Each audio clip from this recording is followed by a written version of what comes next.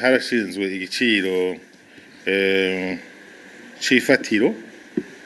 turavye ibiharuro vyose ni vyinshi turavye isoko mpuzamakungu tukuraba akawa tuzoronka ngene imeze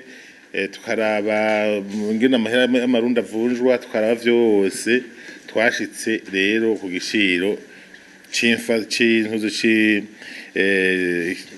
cifatiro c'amajana 440. Ico giciro rero nkuko yavuze kizaza kirahinduka uko indwi iheze kubera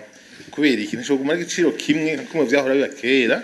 kubera n'isoko mpuzamakungu iguma ihinduka ku munsi irahinduka hanyuma ihindutse ibija hejuru kija hejuru bija munsi kija munsi vyogumaho co vyoguma ngaho